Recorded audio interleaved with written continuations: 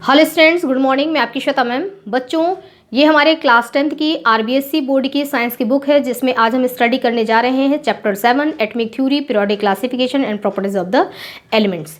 इसमें हम जो है अब आज करेंगे टेक्स्ट बुक एक्सरसाइज। ठीक है, टेक्स्ट बुक एक्सरसाइज में भी जितने भी क्वेश्चंस आपके आएंगे, एमसीक्यू, वेरी शॉर्ट जो भी क्वेश्चंस आएगा, उसको मैं आप लोगों को थोड़ी सी पीछे चैप्टर्स को भी एक्सप्लेन करते हुए आपको बताती चलूँगी। ठीक है, तो चलिए स्टार्ट करते हैं। हमारा फर्स्ट क्वेश्चन है एमसीक्यू, यानी कि जिसके 4 ऑप्शन होते हैं। इसमें हमारा फर्स्ट क्वेश्चन है, which radiations Rutherford used in his experiment. Rutherford, आपने अगर चैप्टर पढ़ा है तो रदरफोर्ड ने न्यूक्लियस का डिस्कवर किया था, और न्यूक्लियस, एटम के सेंटर में न्यूक्लियस होता है। ठीक है, और इस न्यूक्लियस का पता लगाया था रदरफोर्ड ने। इसके लिए उन्होंने क्या किया था, इसके लिए उन्होंने अल्फा सोर्स का, ठीक है ना, जहाँ से अल्फा निकल सके, अल्फा रेडिएशन का, अल्फा का कंटिन्यू बम्बारमेंट किया था, और अल्फा के बम्बारमेंट की वजह से ही उनको पता पड़ा था। उन्होंने एक गोल्ड की एक थीन फॉइल ले लिया था, ठीक है ना, और उस पर उन्होंने बार बार अल्फा का बम्बारमेंट किया, जिससे उनको पता पड़ा कि एटम के अंदर न्यूक्लियस होता है। तो न्यूक्लियस के डिस्कवर में पूछ रहा है कि किस रेडिएशन का इस्तेमाल किया गया, तो हमारा आंसर होगा अल्फा रेडिएशन का। Question number 2, which is the smallest particles of the substance. ये स्मॉलेस्ट पार्टिकल्स की बात तब की हो रही है जब हमारे डाल्टन है ना, डाल्टन थ्योरी जो हमने स्टडी किया है, वहाँ पर स्मॉलेस्ट पार्टिकल्स, जैसे आपको ऑप्शन दिए गए हैं 4, molecules, atom, element, compound.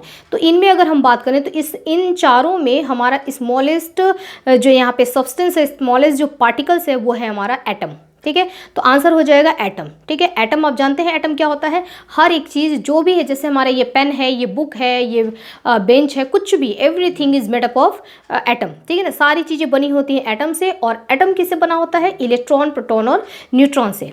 Okay, तो ये 3 फंडामेंटल पार्टिकल्स होते हैं जिनसे एटम बना होता है, और एटम से मिलकर के फिर आगे मॉलिक्यूल्स बनते हैं। वो चीज़ें फिर आगे हमने एटमिक स्ट्रक्चर चैप्टर मैंने पढ़ाया है, जहाँ पर कि ये सारी चीज़ें मैंने क्लियर की हैं। तो ये जो हमारे 4 ऑप्शन दिए गए हैं, एटम, मॉलिक्यूल्स, एलिमेंट, कंपाउंड, इसमें हमारा आंसर होगा एटम। क्वेश्चन नंबर 3 हमारे एमसीक्यू का है, who gave first periodic classification of the element. Classification of the element, यानी कि सबसे पहले किसने दिया एलिमेंट का के क्लासिफिकेशन का, ठीक है ना, periodic classification of the element सबसे पहले किसने दिया था। तो इसमें हमारे 4 ये ऑप्शन दिए गए हैं, जिसमें से कि हमारा आंसर सही है मेंडलीव। ठीक है, मेंडलीव ने पीरियोडिक क्लासिफिकेशन किया था, जिसमें उन्होंने एलिमेंट इतने ज़्यादा हैं, तो उन एलिमेंट के स्टडी को, इतना सारा एलिमेंट है, तो अगर एक एक एलिमेंट के बारे में हम सेपरेट स्टडी करना शुरू करेंगे तो हमारा जो है, हमको पढ़ने में बहुत दिक्कत आएगी, है ना, डिफ़िकल्टीज बहुत बढ़ जाएंगी। तो हम क्या करते हैं कि उन सारे एलिमेंट्स को, उनको उनके कैरेक्टर के अकॉर्डिंग, ठीक है ना, बहुत सारे जिनकी कैरेक्टर सिमिलर है, उन सबको एक साथ अरेंज कर दिया गया। कुछ इस तरीके से पीरियोडिक टेबल में आपको पढ़ाऊँगी, तो वहाँ पर आपको और अच्छी तरीके से क्लियर होगा। तो ये कॉन्सेप्ट हम बाद में पढ़ेंगे जब हम लॉन्ग आंसर में आएंगे। तो यहाँ पर बताया गया था कि सबसे पहले सारे एलिमेंट्स की स्टडी, है ना, बहुत सारे एलिमेंट्स हैं, उनको किस तरीके से क्लासीफाई किया जाए, यानी कि उनको कैसे बांटा जाए ताकि हम इस स्टडी को सुविधाजनक और इजी बना सकें। तो सबसे पहले इन चारों में से जो ऑप्शन दिया गया है, सबसे पहले किसने बताया था, तो वो थे मेंडलीव।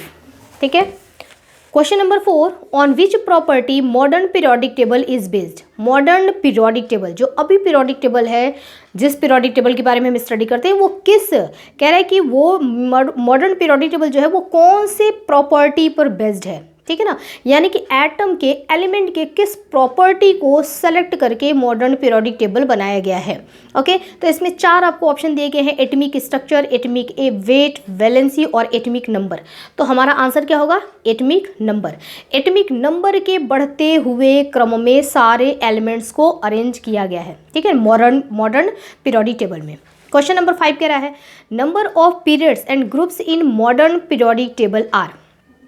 अगर हम आज का जो पीरियोडिक टेबल है, ठीक है, जो मॉडिफाइड पीरियोडिक टेबल है, उस पीरियोडिक टेबल की बात करें तो उसमें कह रहा है कि उसमें पीरियड्स कितने हैं और उसमें ग्रुप्स कितने हैं। पीरियड आपको पता है, पीरियड्स क्या होता है, जो हमारे इस तरीके के लाइंस होते हैं, जो हॉरिजॉन्टल लाइंस है, इसको हम कहते हैं पीरियड, और इनकी संख्या कितनी है, 7।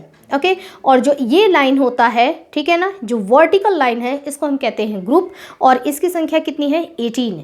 तो हमारा आंसर जो है 7 and 18, ये हमारा करेक्ट आंसर है। Question number 6, in periodic table on moving down a group atoms atomic size क्या होगा।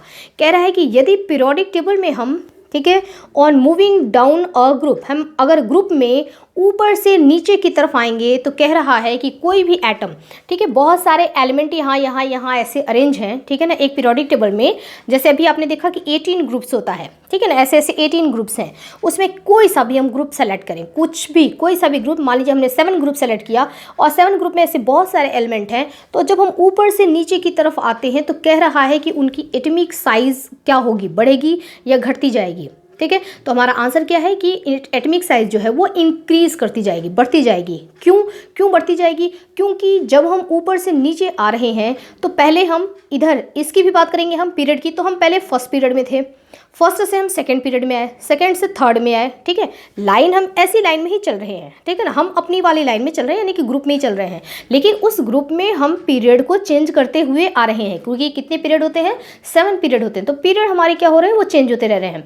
तो फर्स्ट वाले में फर्स्ट पीरियड में हम थे, जब हम फर्स्ट पीरियड में थे तो एटम के अंदर केवल एक ही सेल था। जब हम सेकंड पीरियड में आए तो एटम के अंदर 2 सेल हो गए।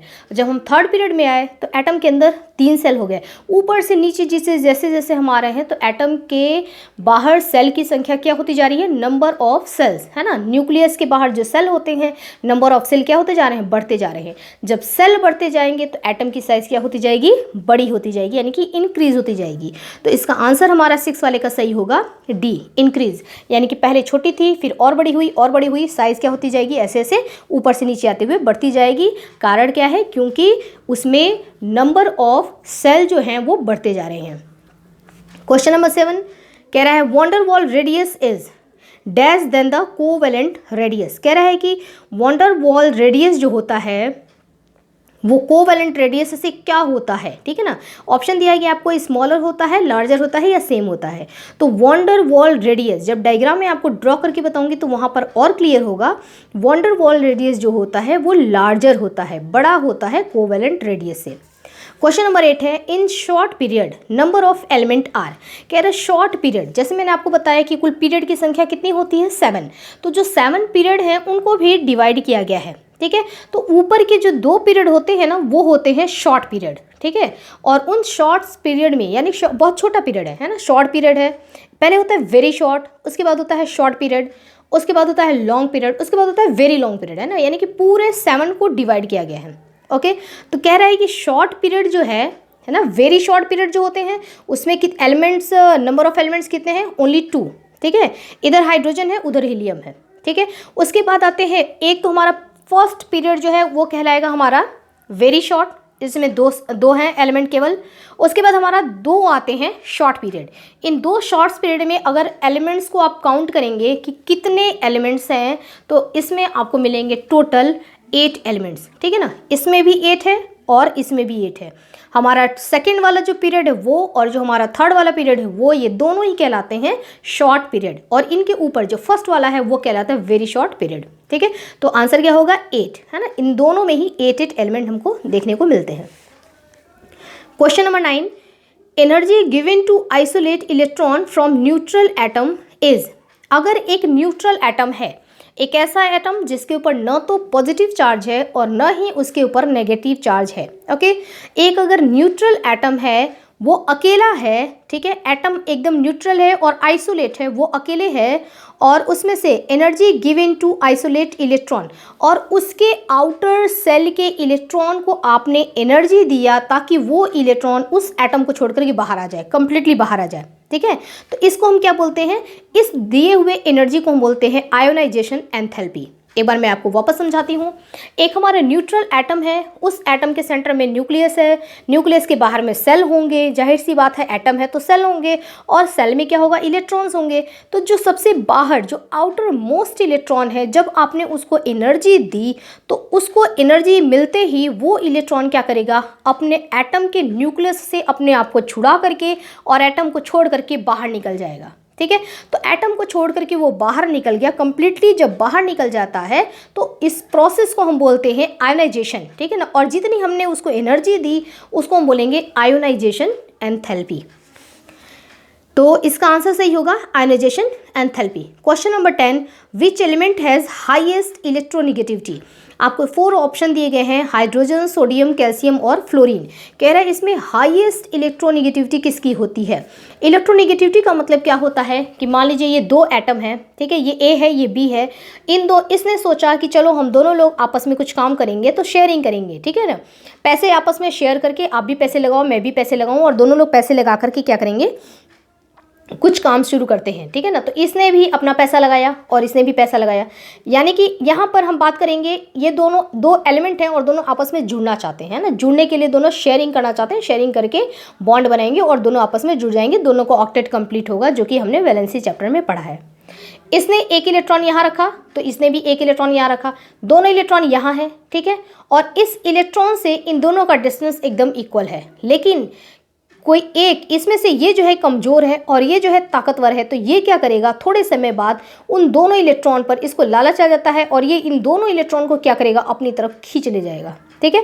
तो यानी कि ये कमज़ोर है तो इसको इलेक्ट्रॉन देना पड़ जाएगा, मजबूरी है देना पड़ जाएगा, तो ये क्या करेगा, उन दोनों इलेक्ट्रॉन्स को अपनी तरफ खींच ले गया। तो जिसके पास पेयर के इलेक्ट्रॉन्स को, ठीक है ना, अपना भी अपने इलेक्ट्रॉन को तो ले ही जा रहा है, साथ में इसका भी इलेक्ट्रॉन है ना, यानी कि 2 इलेक्ट्रॉन, 2 यानी कि 1 पेयर इलेक्ट्रॉन को अपनी तरफ खींचने की कैपेसिटी जिसमें ज़्यादा होती है उसकी इलेक्ट्रोनेगेटिविटी ज़्यादा होती है। ये प्रोसेस इलेक्ट्रोनेगेटिविटी कहलाता है। तो यानी कि इसकी इलेक्ट्रोनेगेटिविटी क्या होगी, ज़्यादा होगी। तो कह रहा है कि इनमें से जो 4 ऑप्शन दिए गए हैं उनमें से इलेक्ट्रोनेगेटिविटी किसकी ज़्यादा है। तो इसमें जो ऑप्शन आपका दिया गया है उसमें है फ्लोरीन। फ्लोरीन जो एलिमेंट है जिसका एटॉमिक नंबर होता है 9 और हैलोजन ग्रुप में जो सबसे ऊपर आता है, इसकी इलेक्ट्रोनेगेटिविटी हाईएस्ट होती है। Question number 11, member of which group have highest metallic properties. कह रहा है कि कौन सा मेंबर ऑफ विच ग्रुप, किस ग्रुप के मेंबर जो होंगे, यानी कि उस ग्रुप में जितने भी एलिमेंट्स होंगे उनकी मेटेलिक प्रॉपर्टीज़, यानी कि मेटल वाली प्रॉपर्टीज़ उनकी ज़्यादा होगी। तो पूरे पीरियोडिक टेबल में, ठीक है ना, हम अगर ग्रुप की बात करें तो कितने ग्रुप में डिवाइड किया गया है, 18 ग्रुप में डिवाइड किया गया है, ठीक है, टोटल 18 ग्रुप में एलिमेंट्स को डिवाइड किया गया है। उसमें से जो हमारा फर्स्ट वाला ग्रुप होता है उसमें जितने भी एलिमेंट्स होते हैं उन एलिमेंट्स की, यानी कि फर्स्ट ग्रुप, ऑप्शन में आपको क्या था 1 2 5 6, तो कह रहा है कौन सा ग्रुप, तो हम बताएंगे फर्स्ट ग्रुप के जो मेंबर होते हैं उन सब के अंदर मेटल वाला नेचर, मेटल वाला कैरेक्टर ज़्यादा पाया जाता है।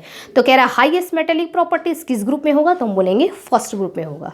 तो बच्चों ये हमारा MCQ मैंने आपको समझा दिया।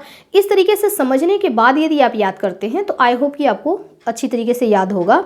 उसके बाद हम नेक्स्ट वीडियो में करेंगे वेरी शॉर्ट क्वेश्चन आंसर, ठीक है। हमारे वेरी शॉर्ट बहुत ज़्यादा नहीं है, 12 13 14 15 16 17 18 तक ही है। तो ये इतना समझाने के बाद फिर मैं शॉर्ट करूँगी। मैं आपको अब जो मैं आपको वीडियोज़ ये दे रही हूँ इसमें मैं आपको साइंस के बुक एक्सरसाइज है ना, चैप्टर्स जो हैं उनके बुक एक्सरसाइज आपको क्लियर कराऊंगी और बीच बीच में मैं आपको चैप्टर्स भी क्लियर करवाती चलूँगी और बुक एक्सरसाइज में भी कॉन्सेप्ट को लेते हुए ही हम एक्सरसाइज करेंगे, यानी कि कॉन्सेप्ट भी उसमें जो जो उससे रिलेटेड, चैप्टर से रिलेटेड कॉन्सेप्ट आता जाएगा उस क्वेश्चन में, वो भी मैं आपको बताती चलूँगी, ठीक है। तो आई होप कि मेरा ये पढ़ाना आपके काम आएगा, तो स्टडी करते रहिए सब। Okay students, thank you.